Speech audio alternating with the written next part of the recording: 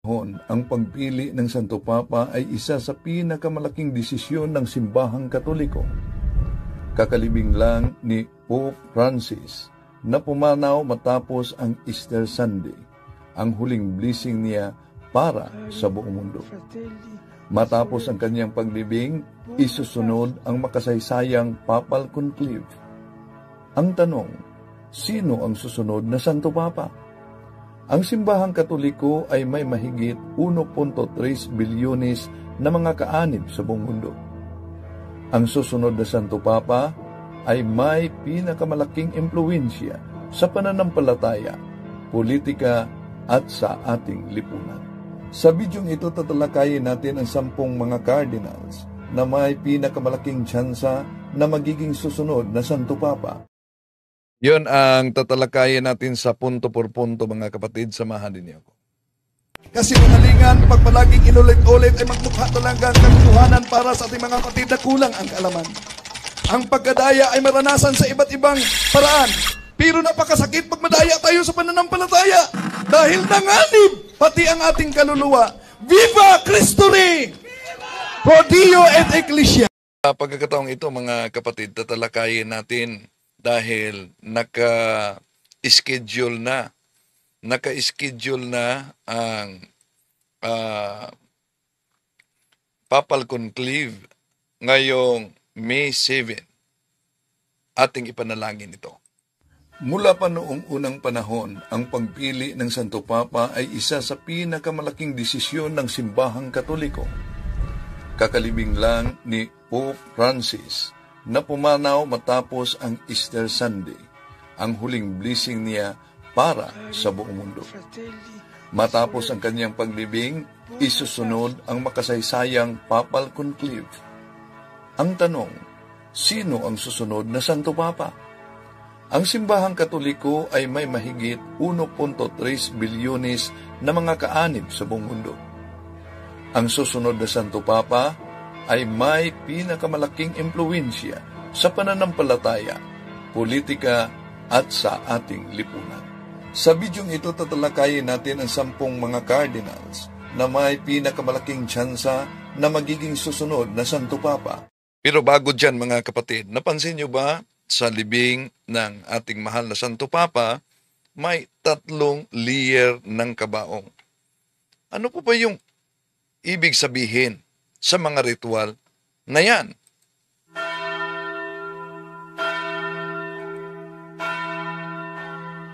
Alam mo bang pag namatay ang isang Santo Papa, hindi lang isa, kundi 3 kabaong ang ginagamit sa kanyang libing, at bawat isa ay may kanya-kanyang malalim na simbolo. Bakit nga ba ganito ang lumang tradisyon ng Vatican sa paglibing sa isang Santo Papa? Ito ang kwento ng 3 kabaong sa isang sumakabilang buhay na Santo Papa. Ang unang kabaong ay gawa sa sipres. Ito ay gawa sa kahoy na sipres. Isang simpleng kahoy. Dito ilagay ang katawan ng Santo Papa. Kalakip nito ang eulogy ng funeral mass. Ang 3 bag ng mga barya na gawa sa silver, gold at copper. Ang bilang ng mga barya sa bawat bag ay katugma sa bilang ng kanyang panunungkulan bilang Papa. Halimbawa, 10 barya bawat isa ay nangangahulugan sa 10 taon sa kanyang panunungkulan. Ang kahoy na sipres ay sumisimbolo sa kababaang loob at moralidad. Ibig sabihin, kahit pinakapataas na posisyon sa simbahan ang hawak niya, tao pa rin siya, mamamatay gaya natin. Itatali ang kabaong gamit ang kulay pula na ribbon at ito'y sinisilyuhan. Pagkatapos, isasara at ililipat sa pangalawang kabaong. Ito ang pinakamabigat at literal na pinakamatibay na kabaong sa 3 kabaong na ginagamit.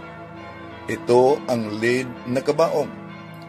Dito, isiniselyo ang sipres na kabaong. Nakatatak nito ang pangalan ng Santo Papa, ang pitsa ng kanyang papasi, Nakalagay din ang kanyang coat of arms at ang cross na simbolo ng ating pananampalataya, simbolo ng ating pagkakristyano. Sa loob ng lead na kabaong, ilalagay ang mga importanteng dokumento ng Santo Papa. Dito rin ilagay ang broken seal ng kaniyang opisina. Isasara ito bilang tanda na tapos na ang kaniyang panunungkulan.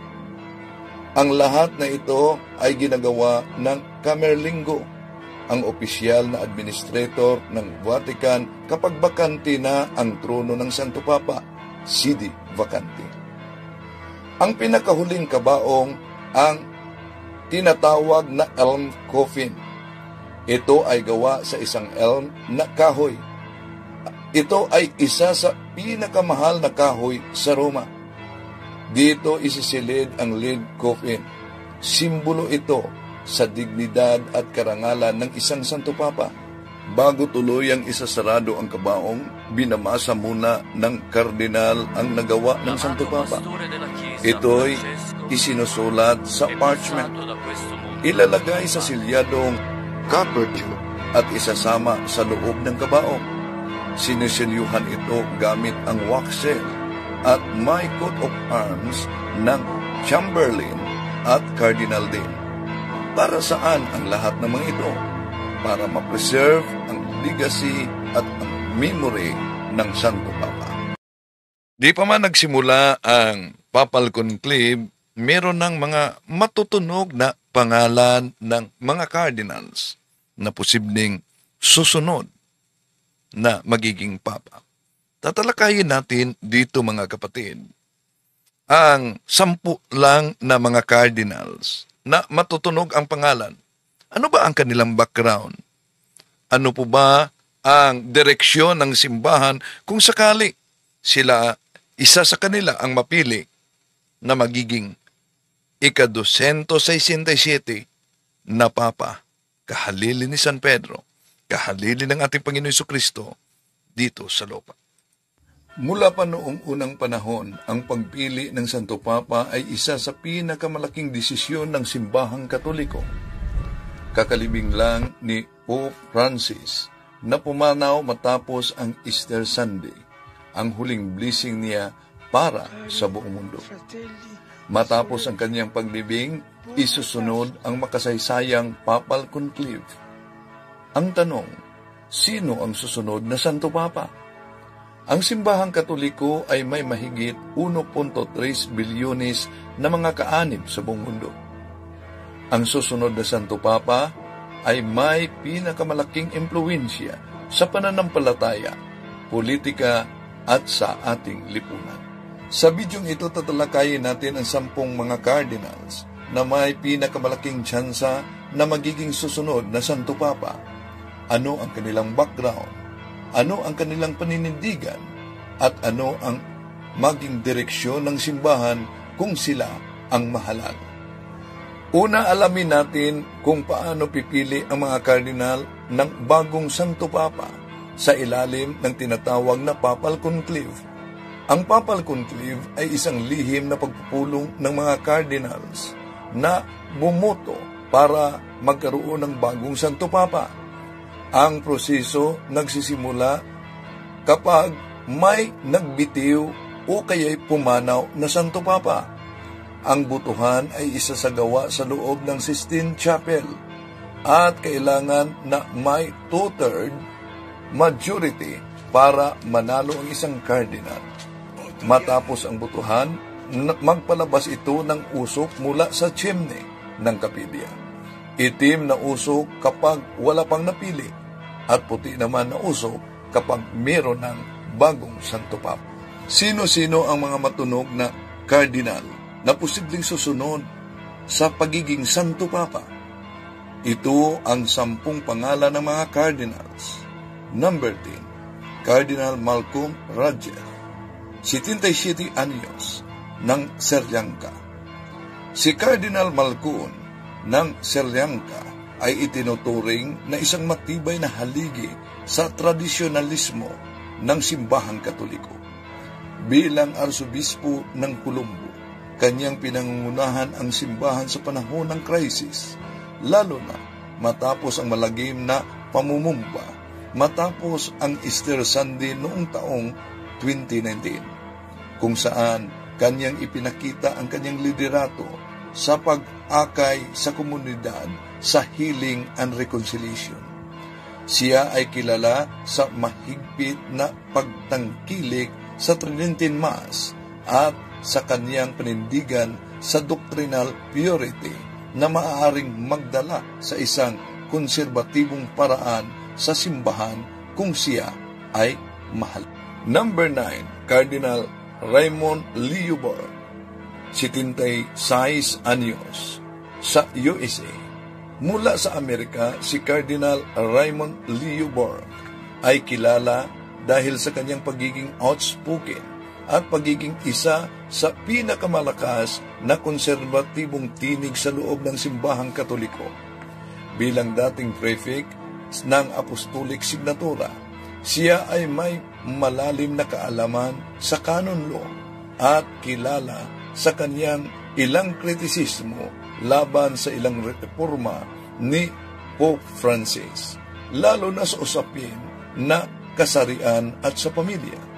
Ang kanyang panindigan sa liturgical tradisyon at moral teaching ng simbahan ay naging sanhi sa malawakang suporta mula sa mga traditionalist na sektor na naghahangad sa pagbalik sa mas klasikong interpretasyon ng mga doktrina ng ating simbahan.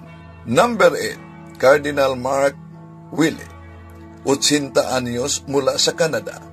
Si Cardinal Mark Willett mula sa Canada ay isa sa pinakamataas na itinuturing na teologyo sa simbahang Katoliko. Bilang prefect ng Congregation for Bishops, siya ang responsable sa pagpili at pagsuri ng mga obispo sa buong mundo. Isang papel na nagbibigay sa kanya ng malawak na impluwensya sa global hierarchy ng simbahan. Ang kanyang academic work sa ecclesiology at sacramental theology ang nagsilbing pundasyon para sa mas malalim na pag-unawa sa mga sakramento at ang papel ng simbahan sa modernong mundo. Bagamat ang kaniyang edad ay maaaring isa alang-alang, ang kanyang karanasan at dedikasyon sa theology at education ay hindi matatawaran. Number 7, Cardinal William Eck, 71 anyos, mula sa Netherlands. Siya ay isang dating doktor bago siya naging pare. Kilala siya sa kanyang panindigan sa bioethics at moral theology. Sa kanyang aklat na The Ethical Foundation of the State, kanyang tinatalakay ang mga komplikadong isyu tulad ng euthanasia, cloning, at moral na responsibilidad ng mga Kristiyano sa makabagong lipunan. Ang kanyang mahigpit na panindigan sa isyu ng buhay ay nagpakita sa kanyang konserbatibong approach na nagtataguyod sa traditional Catholic teachings sa isang increasingly secularized European context. Ang kanyang liderato ay maaaring magdala sa malakas na etikal at moral na busis sa simbahan, lalo na sa usaping modern ethic. Number 6, Cardinal Fridolin Ambungo Bisungo, 65 anyos, mula sa Democratic Republic of Congo. Siya ay hindi lamang isang reliyosong lider, kundi isang malakas na busis laban sa kawalang katarungan. Bilang kapalit ni Cardinal Laurent Mosengo ng Kinshasa, kanyang pinangungunahan ang mga inisyatibo laban sa political corruption at kawalan ng kapantay-pantay na pagpapakita ng matatag na panindigan sa mga social issues. Ang kanyang dedikasyon sa kapayapaan at katarungan ay makikita rin sa kanyang makipag-ugnayan sa iba't ibang rival at civil society groups upang mapabuti ang pinaka-marginalized na buhay sa komunidad. Ang kanyang estilo sa pamumuno ay nagsisilbing halimbawa sa panawagan ni Pope Francis para sa isang simbahang aktibong lumalapit at naglilingkod sa mga tao mismo. Number 5, Cardinal Peter Erdo, 72 anyos mula sa Hungary. Siya ay ginagalang na iskalar ng canon law na may malalim na impluwensya sa theology sa Europa. Siya ay may mahigit 250 na nailathalang academic works at ang kaniyang pananaw sa liturgical reform at sa church governance ay lubos na pinahalagahan sa buong mundo. Bilang arsobispo sa Esztergom, Budapest, kaniyang pinangunahan ang maraming modernisasyon sa simbahan habang pinanatili nito ang tradisyon na katangian ng katolikong liturhiya. Ang kanyang balansing diskarte sa modernisasyon at tradisyon ay maaaring magdala sa isang natatanging perspective na papas. Number 4, Cardinal Matteo Zuppi, 69 anyos, mula sa Italia. Siya ay kilala na napakahusay sa kaniyang pakipag-ugnayan sa komunidad. Nagsisilbi bilang arsobispo ng Balugna, kung saan kaniyang isinulong ang pagkakaisa hindi lamang sa loob ng simbahan kundi pati na rin sa labas ng ating lipunan. Siya ay may mahalagang papel sa peace negotiation lalo na sa Africa, partikular na sa Sumambi, na nagpakita sa kanyang kakayahan sa pamamagitan ng komplikadong isyu na mamamagitan. Ang kaniyang pananaw sa church role and social justice and peace building ay nagmumula sa kaniyang malalim na paniniwala sa evangelical na prinsipyo ng awa at paglilingkod sa kapwa. Number 3, Cardinal Peter Turkson, 76 anyos, mula sa Ghana. Siya ay kilala sa buong mundo bilang tagapagtaguyod ng sustainable development at ecological stewardship. Ilalim ng kaniyang liderato, ang Pontifical Council for Justice and Peace ay naglabas ng mga groundbreaking na dokumento na tumutugon sa mga isyu ng global warming.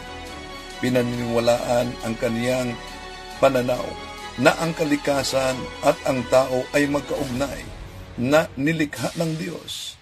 Ang kaniyang pagsisikap ang nagbigay ng malalim na pag-unawa ng simbahan sa mga environmental challenges. Number 2, Cardinal Luis Antonio Tagle, 67 anyos, mula dito sa Pilipinas.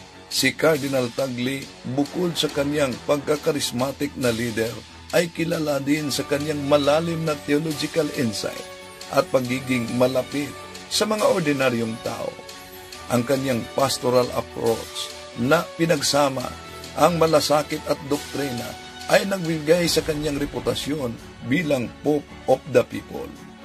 Ang kaniyang mga lecture at sermons na kadalasan nagtatampok ng mga personal na kwento at halimbawa ay nagpakita sa kaniyang kakayahan at galing na relatable ang mga aral ng simbahan sa pang-araw-araw ng buhay ng mga tao. May babala ang Catholic Bishops' Conference of the Philippines, iwasang mamulitika at iwasang i-endorso si Cardinal Tagle bilang Santo Papa. Number 1, Cardinal Pietro Parolin, 70 anyos, mula sa Italia. Siya ang Batikang Secretary of State at nagpakita ng kanyang exceptional diplomatic skills sa paghandol ng mga komplikadong international issue. Ang kanyang negosasyon ay mga strategic decision sa international relation, particular na sa mga bansa na may tensyon, katulad ng China at ng Russia ay nagdadala ng bagong linya ng komunikasyon sa pag-unawa sa pamamagitan ng Vatican at ng mundo.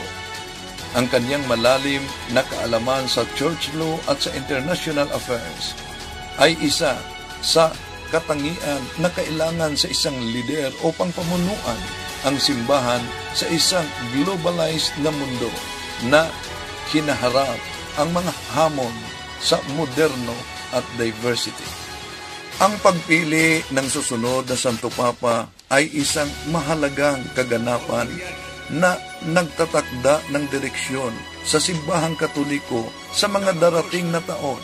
Ang bawat isa sa mga cardinals na ating tinatalakay ay nag-aalay sa mga pananaw at estilo sa pamumuno na maaaring magbago at magpatibay sa naglalakbay na simbahang Katoliko kaharap ang mga malaking alon sa mga pagsubok na hinaharap sa loob at labas ng ating simbahan. Inanyayahan natin ang ating mga kapatid ng Katoliko na mag-alay tayo ng panalangin at ayuno, prayer and fasting, lalo na sa darating na papal conclave sa May 7, mga kapatid. Kung maalala ninyo, walang opisyal na aral ang simbahang Katoliko na ang banal na espiritu ay siya mismo ang mag-decide at magturo na automatic magiging Santo Papa. Yun ang pahayag noon ni Cardinal Joseph Ratzinger na naging Pope Benedict XVI. I would not say that the Holy Spirit picks out the Pope because there are too many contrary instances of popes.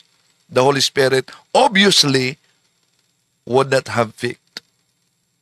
Pero, ang banal na espiritu umano ang magabay sa simbahan, sa conclave, at magbigay liwanag para ang mga cardinal ay makapili kung sino ang susunod na magiging papa.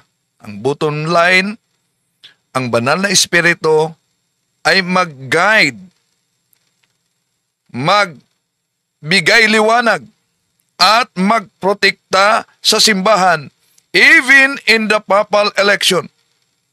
Ngunit ang pagpili kung sino ang magiging papa involves a real human cooperation. And not every pope in the history is a saint. To make his message known is our responsibility.